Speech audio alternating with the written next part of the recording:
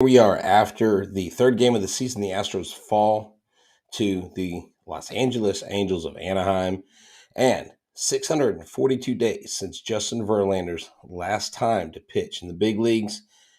He came out throwing well, 7 strikeouts, looked good, but he did not get the run support that he needed. This is kind of a constant theme with JV and going out, dealing, not getting the run support. We're going to talk about that, the lineup choices, and what the Astros have to look forward to in the next game.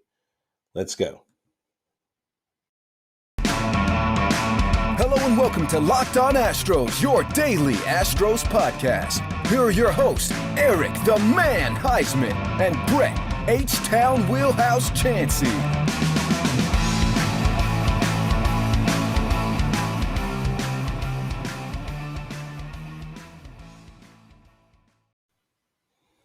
We are Locked On Houston Astros, and we are your daily Astros podcast. I'm Htown Wheelhouse. You can find me on Twitter at Htown Wheelhouse and on Instagram and at Stros411 on Twitter, Instagram, and Facebook. Always positive, always Stros. Eric's on with me tonight. I'm doing a little solo, just post-game recap, a little 15-minute quick hit. I was hoping to come on here with a victory. The Astros going 3-0, but that was not the case tonight. The Houston Astros saw Justin Verlander versus Thor on the mound. Thor's ability to be able to throw at the velocity he did for as long as he did surprised me a little bit because he had not been clocking that fast on the mound from what I understand.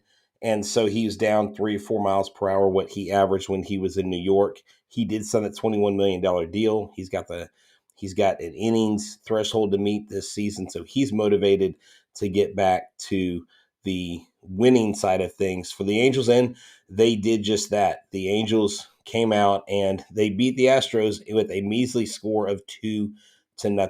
But let's get started with what happened with Justin Verlander on the mound. He looked really good today. He looked like Justin Verlander of old. We know he gives up fly ball pitchers, and it's just one of those things where we're going to have to take the good with the bad.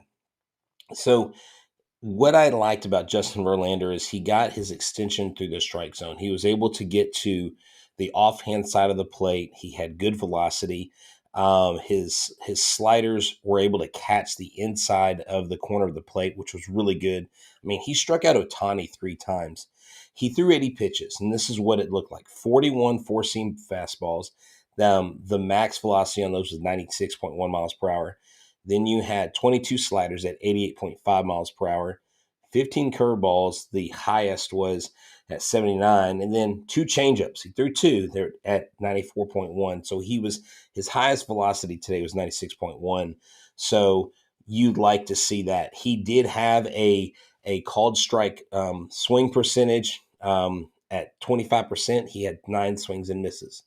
And so, Larry the GM, he was there. Oh, I don't know what he's talking about. So where were y'all for last night's game? Where were we? Well, we typically record Monday through Thursday, and let me just tell you that this episode is brought to you by Locked On Farm, Locked On Movie Prospects. Check out Lindsey Crosby and all that he has to offer for all prospects across baseball, not just Astros, but other teams. We typically record Sunday through Thursday night. I'm just coming on doing a special. We don't recap every single game that's on the weekend because we typically give Friday or Saturday night off. But I was feeling like, hey, maybe the people after Justin Verlander takes them out, maybe they want a quick recap. So that's what we're doing. So before Justin Verlander gave up a home run to Jared Walsh, Chas McCormick, Chazzy Fizz, jumped, leapt, put his glove over the wall, and robbed a home run from none other than Mike Trout. That's right. So you could say he caught a big Trout tonight. And again, striking out Ohtani 3 times is huge. Rendon, Walsh, Rojas, and Stassi all with Ks. And so that turned out to be pretty nice. 7 strikeouts, not a bad outing for Justin Verlander. Of course, he leaves the mound with not a single run in support. They didn't get a guy 2 second or past second until late in the game. And then even then, it was just a second base. So there wasn't a whole lot going on with this offense. And then on, he also He had 3 walks. Now on one of these walks to Rendon, I'm being nitpicky here, but the bottom of the zone was hit with that ball. That should have been a strike. That wouldn't have prevented a run. Nothing came of it, but still, that would have been one less pitch, one less batter that he had to face. Typically, if y'all remember back to last year and the year before, the Astros, after they put out a massive run output, they usually fall flat. They usually do fall flat. And yes, I do agree that Alex Bregman should have been in this game. Alex Bregman is out. I know Brantley is resting tomorrow. And we'll get to the lineup here in the second segment.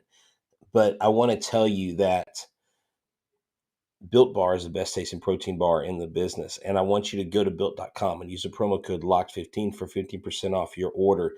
They have Built Puffs. They have the Built Puffs or the Built Bars are all wrapped in 100% chocolate. The Built Puff is basically marshmallow infused with protein, about 130 calories, 5 grams of sugar, 5 net carbs, and about 17 grams of protein. I mean, you can't beat that. It's got half the calories of any candy bar you would eat, and it tastes like a candy bar. It doesn't have hardly any of the sugar the candy bar does, and it tastes like a candy bar. So go to built.com and use the promo code LOCK15 for 15% off at built.com. Let them know that Htown Wheelhouse and Eric sent you.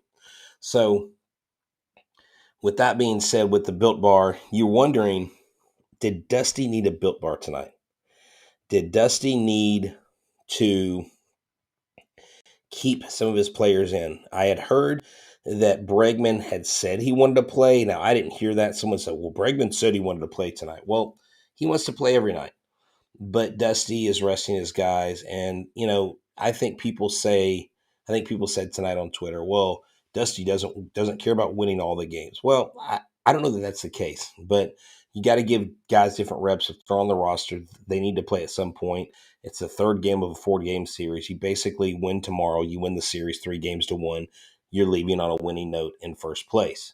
And so the big question tonight was the Astros lineup. And Mr. Corona, I will get to Odorizzi and Baez. Now, Baez, I think there's a lot of negativity being thrown at him because his velo is down 10 miles per hour from 94 to 95 to 84 to 85. So his velo is down. Something's wrong with that guy. He's not telling somebody something. And the side note, Jake Odorizzi, that's a game you're quote unquote not supposed to win, and we won it in convincing fashion. That right there those are the games that will matter at the end of the season. When we win the games with Odorizzi or someone else, or the pitcher isn't performing well, those are the games that we win. We'll be fine at the end of the season. So I joked with Larry, the GM, today on Spaces on Twitter. I said, well, so can the 91 win prediction go up to 94 since we won this one Jake Odorizzi? And yeah, Arlie, I just mentioned earlier that Chaz owned Mike Trout tonight. Actually, JV owned Mike Trout. The Astros have not allowed him to do much damage this weekend. But the lineup, I don't necessarily have a problem with, well, Yuli's out because of paternity leave. I don't mind Bregman sitting out, but putting Nico Goodrum third. Now, Nico Goodrum is historically not good against right-handed pitchers. He's historically better against left-handed pitchers. And he has batted third. He does have like a 378 or 380, 395 average hitting third, but it's very small sample size. And I just thought it was weird that you would put him there in between the first and the second and the fourth hitter. Like, why put him third? The only thing that I could come up with is Dusty Baker wanted him to hit between two very good hitters.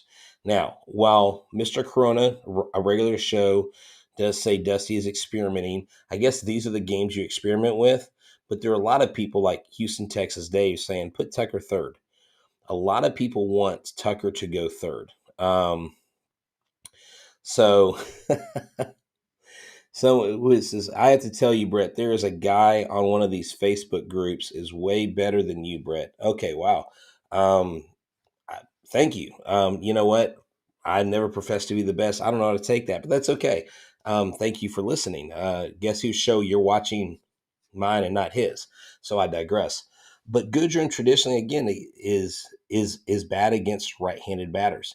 And playing him at first base was a little odd. Maybe they didn't have anyone else to put there, but he had only played 17 games prior to that at first base. So the lineup, the order, I didn't get it. I like Pena where he's at. I really think Pena should be hitting ninth personally.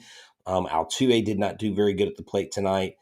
He didn't look too great, but the offense was flat. The offense goes flat typically after a huge, massive run output. And at the end of the day, that's baseball. I mean, 2-0. This is a very winnable game. The Astros could have won this game. And it's just one of those things where, you know, you just have to take the good with the bad. You hate to see JV not get the win. Was in the game, and they just didn't. You thought the innings 6 through 9 that they would take care of business, and I mean they didn't. You would thought the hitters would come alive. The Angels only collected 6 hits. In the end, Mike Trout in the bottom of the 8th hits a home run to center field off of Stanek. And so Stanek gives up the massive bomb that gives them 2 runs. And then c'est la vie. That's it. Stanek was really the lone guy that, I mean, if he doesn't give it the home run, well, the Astros still don't win anyways. Why? Because they don't score any runs. Iglesias came in and got the save. They only had 5 strikeouts.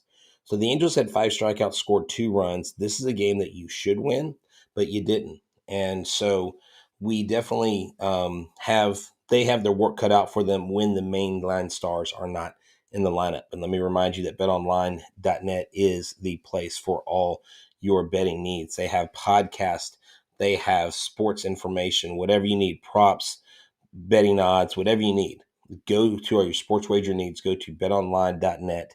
They have all the numbers, they have all the updated stuff for you to go and make the right bets for you in sports wagering, whether it's UFC, boxing, basketball, NBA, it doesn't matter, baseball, they have it all. So do that, and just know that that's where the game begins, betonline.net. So where do we go from here? Well, the Astros are 2-1. They're second in the AL West because I believe I believe Seattle won today, so that puts them in first place for right now. So the Seattle predictors are coming out strong, and watch out, they're coming after us in the AL West. Tomorrow's game is Jose Urquidy versus Jose Suarez. So we're looking for the Astros to have some success against him. It looks like we got a couple hitters that have done well against him. Not many. I don't know that we've seen him that much. Several at bats, but we've got Altuve hitting 429 against him. Alvarez hitting 333, Yuli Gurriel 273, who probably isn't here again, and Jose Siri at 500. So we'll see how they do tomorrow to close out this game. And then what they have is they have an off day, and then the Astros go to Arizona for 2 games, another off day, and I think they're in Seattle. So they have this 9-game road trip real quick, and they'll be out. They'll come back in, and on the 18th, they have their home opener. Tomorrow, if you listen on Sunday, they have Fan Fest from 1 to 3. You can buy vouchers. They're real cheap. I don't know if they still have autograph vouchers, but they'll have that. And then at 3:07, they will have a watch party at Minute Maid Park. So if you're interested in that, go check that out with the family. I just wanted to come in here and recap this game for you, talk to you about what this game was. I was hoping it would be on a high note, but unfortunately, that is how the ball bounces tonight for the Houston Astros, falling to the Los Angeles Angels of Anaheim 2-0, where ultimately we stole a home run from Mike Trout, and then what did he do? He took it right back in Mike Trout fashion. So Justin Verlander goes down. He has a great outing. He's 0-1, but with a 1.8 ERA. And like I said, the max velocity of 96.1 miles per hour. With 2 hits, you don't get a lot done. McCormick and Tucker with the lone hits today. They look to get back to the field tomorrow and make this a winning series and take their record to 3-1. I'm Htown Wheelhouse for Locked On Astros. We are your team every day. Thank you, and go Stros.